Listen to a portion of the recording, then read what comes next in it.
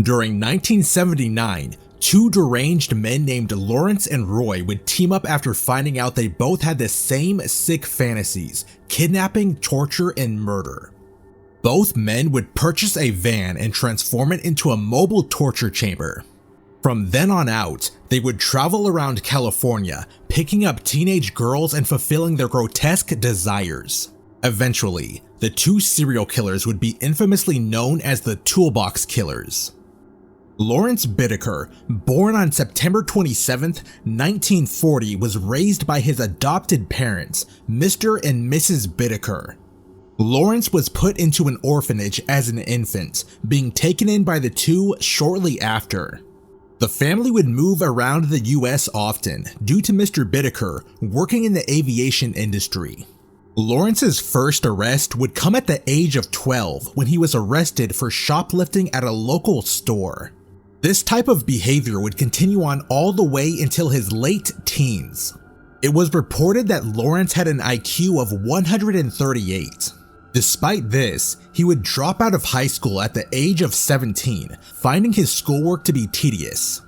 From here, he would be arrested for stealing a car, a hit and run, and evading arrest. Lawrence eventually was charged for these crimes and would be sent to the California Youth Authority. Upon his release when he was 18 years old, he would return to his adoptive parents only to discover they'd abandoned him. He would never see them again. Only days after being released, he'd be arrested once again for car theft and be sentenced to 18 months in prison.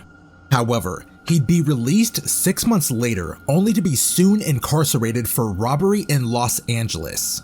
This time, he spent 3 years in state prison. During this time, he would receive a psychiatric evaluation which concluded he was paranoid, borderline psychotic, and manipulative. Throughout the next 15 years, he'd be in and out of prison until finally he was arrested for attempted murder. At a grocery store, Lawrence would shoplift a steak and end up stabbing one of the store employees in the parking lot. It was here that he was sent to the California Men's Colony. During his stay in this facility, he would meet Roy Norris. Roy Norris was born in Greeley, Colorado on February 5, 1948.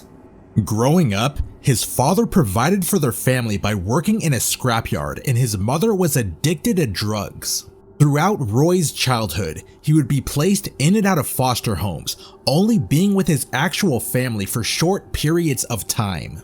According to him, while he was with his biological family, he would be gaslit and neglected. He would also claim to be neglected, abused, and SA'd while in the care of one of his foster parents.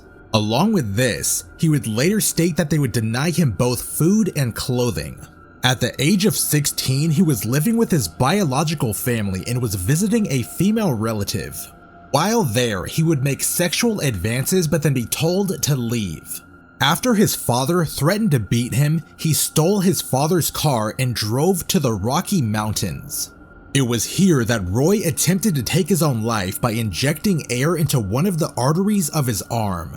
Soon he was apprehended as a runaway, being placed back into the custody of his parents. Only a year later, he would drop out of high school. Unlike Lawrence, Roy would join the Navy and would be sent to Vietnam. He would then begin using marijuana and heroin. Once he was sent back to the United States, he began a downward spiral. It was during this time that Roy would be arrested for SA and attempted SA. 3 months after this, he would be arrested for attempting to break into a woman's home. Following these crimes, he would be diagnosed with schizoid personality disorder and was discharged. Later on bail for these offenses, Roy would be arrested once again for attacking a female college student he had been stalking. With this woman, he continuously hit her in the back of the head with a rock. Once she was unconscious, he would bash her skull against the concrete. This incident would cause him to be sentenced to 5 years in a state hospital. After his release 5 years later, doctors would state that he was no longer a threat to himself or any other member of society.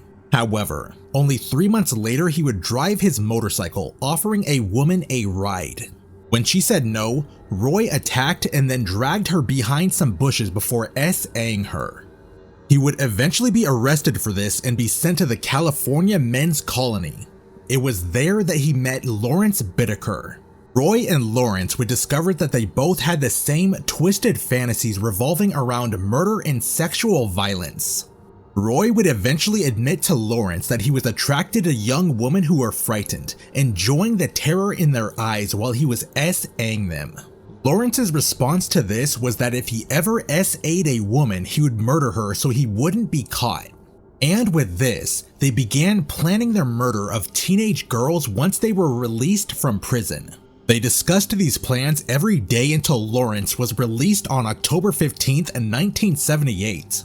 After getting out of prison, Lawrence would find work as a mechanic. In his free time, he would lure teenage girls to his motel room with alcohol and marijuana.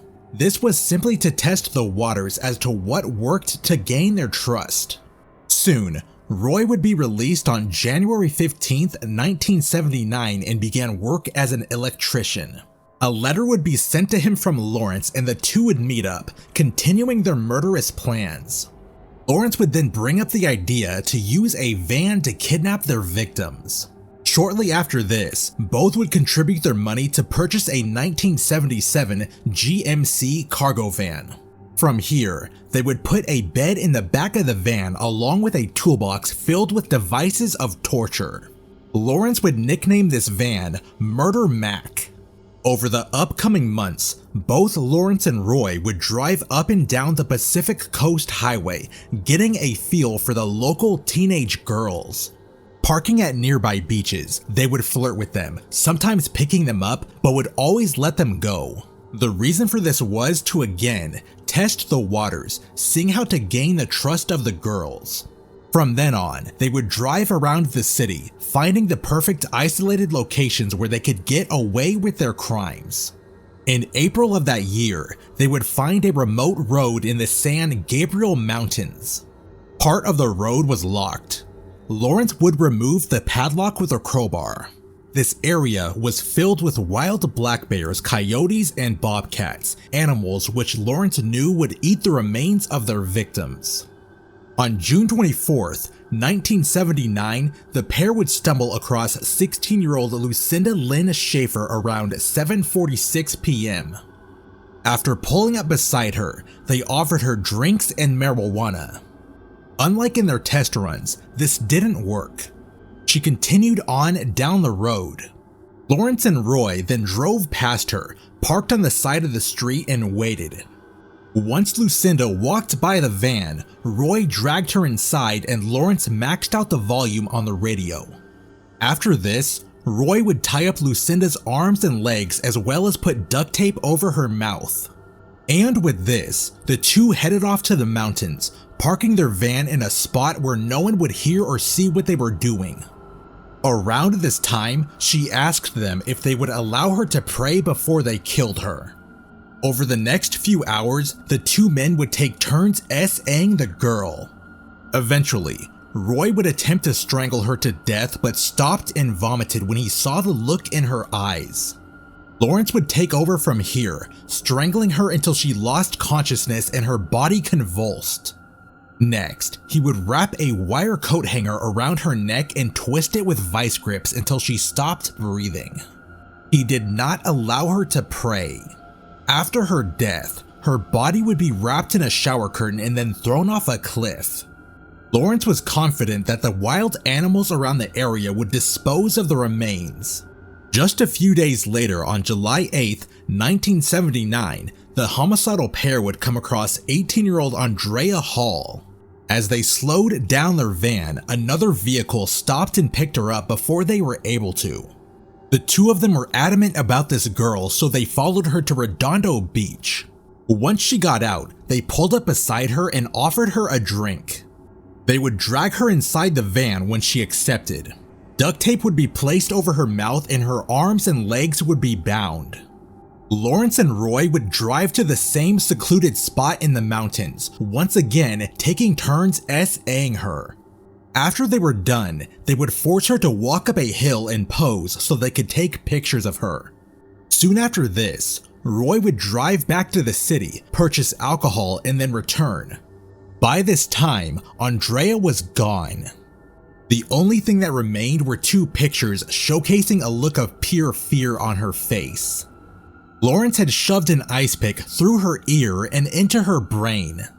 After he was done, he flipped her body over, shoving it into the other ear and stomping on the tool so many times the handle broke off. Even after having a piece of metal go through her brain twice, she was still alive at this point. Lawrence then strangled her to death and then threw her body off a cliff. Both of the men would then return home. A few months later, on September 3rd, 1979, Lawrence and Roy would spot 15-year-old Jackie Gilliam and 13-year-old Jacqueline Lamp at a bus stop. The 2 men offered the girls a ride, to which they accepted. Once inside, they were offered marijuana, to which they again accepted.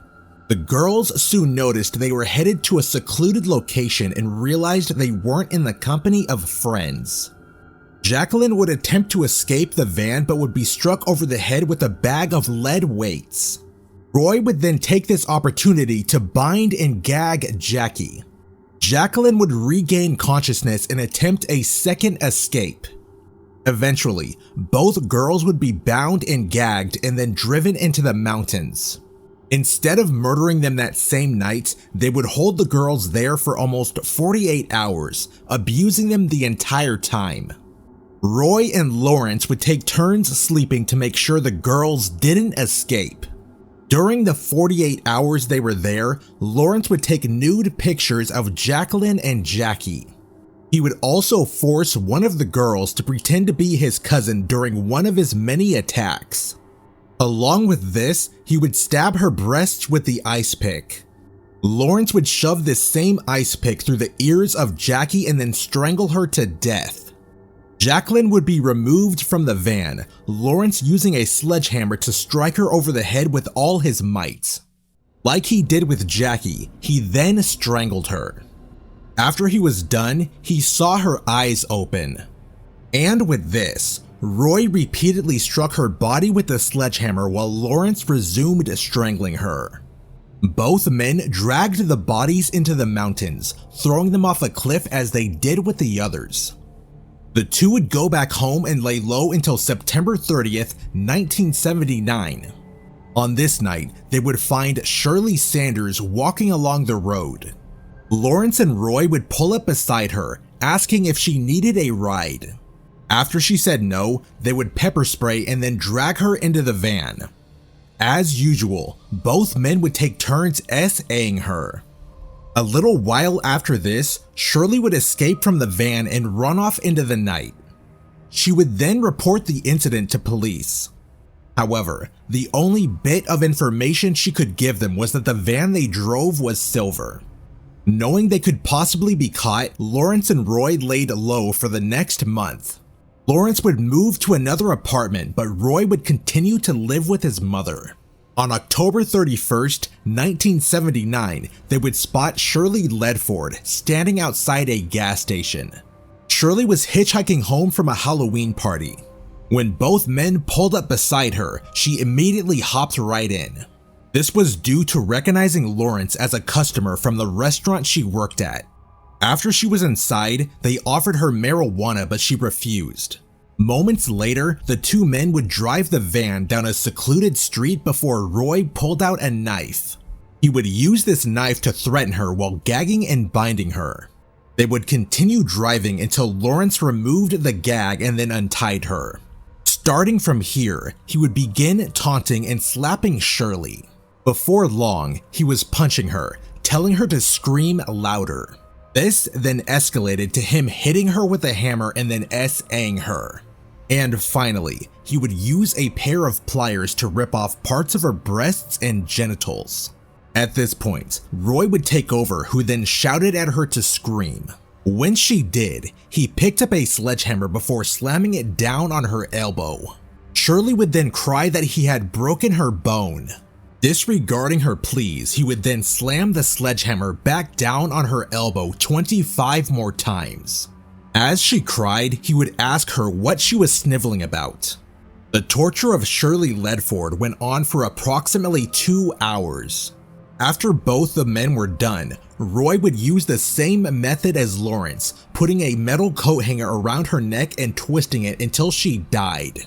Now, instead of tossing her off a cliff, the two chose to dump her body on a random lawn. She would be found the next morning by a jogger. Due to forensic science not being very advanced during this time, Roy and Lawrence had no evidence linking them to the murders. However, Roy would run into Jimmy Dalton, an old cellmate, and eventually brag about what he and Lawrence had been doing, going into descriptive details of their crimes. At first, Jimmy thought Roy was just telling tall tales. That is until the body of Shirley Ledford was discovered. Once Jimmy realized that Roy was telling the truth, he went to the police. The police were initially hesitant to believe the former inmate until he mentioned Lawrence and Roy were using a silver van. From here, an officer would travel to Oregon to visit Shirley Sanders. They would then ask her if she could pick out her attackers from photographs, to which she was able to identify Lawrence and Roy. The two serial killers were then placed under surveillance by police. On November 20th, 1979, Roy would be caught selling marijuana, which was a violation of his parole. Soon, both would be arrested and charged on suspicions of SA and kidnapping. Eventually, police would search their van, finding mountains of evidence. This evidence would be shown to Roy during interrogation, and he would confess to the crimes, blaming the majority of it on Lawrence. Later on, police would search the two men's homes, finding almost 500 pictures of teenage girls. Along with this, they would find acid which the two had planned to use on their next victim. They would also uncover an audio recording of Shirley Ledford's murder. It would be discovered that in the weeks following Shirley's murder, Lawrence would play this audio tape as they drove around because he thought it was funny. The 17-minute tape would be played during trial, causing many of the people inside to leave the courtroom in tears. Roy Norris would agree to help police on their search of the bodies in the mountains. Months later, Jacqueline Lamp and Jackie Gilliam were found at the bottom of a canyon. Animals had devoured their remains, leaving their bones scattered about the area. Jackie's skull would soon be found with the ice pick still inside. The other two bodies would never be found. During trial, Roy would testify against Lawrence, spinning the narrative that he was only going along out of fear. A probation officer would state in his testimony that Roy Norris can realistically be regarded as an extreme sociopath whose depraved, grotesque pattern of behavior is beyond rehabilitation. Due to his plea deal, Roy would be sentenced to 45 years to life with the possibility of parole. On January 19, 1981, Lawrence would go on trial. His defense team would pin the murders on Roy, stating that Lawrence only knew of them because Roy had told him. Lawrence would claim that he took no part in the murders, stating that he paid the girls for intercourse and found them dead after leaving them with Roy. Despite this, he would be found guilty of 5 counts of first-degree murder and 5 counts of kidnapping and would be sentenced to death. During his time in prison, he would file over 40 legal claims by 1995. One of his claims would be cruel and unusual punishment due to being served a broken cookie at lunchtime. On December 13th, 2019, he would die from natural causes in the San Quentin State Prison. Roy Norris would die only 2 months later on February 24th, 2020, also from natural causes.